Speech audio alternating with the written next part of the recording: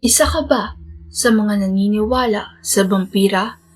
O nakakita ka na ba ng totoong vampira? Marami sa ating mga Pilipino, lalo na ang mga nasa malalayong nayon at probinsya, ang naniniwala sa mga ganitong klase ng nilalang. Ngunit, batid niyo ba na hindi lamang sa mga pelikula sa telebisyon ito makikita?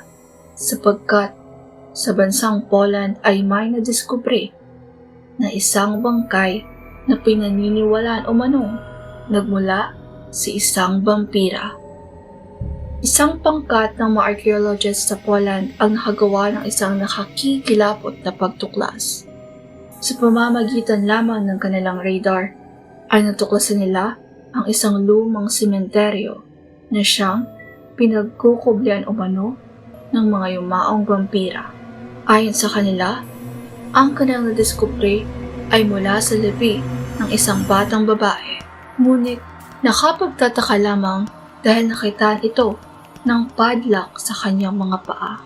Matatandaan na noong nakarang taon ay nabalita rin ang pagkatuklas sa buto na isang babae na katulad nito ay may padlock sa paa at karit naman sa leeg.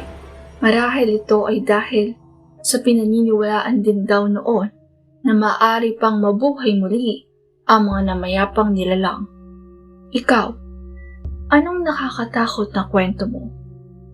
Comment down para sa inyong mga komento, opinyon, at suhestyon ng mga kwentong nais niyo pang malaman. Huwag kalilimutang mag-subscribe para updated kayo sa ating mga susunod na video.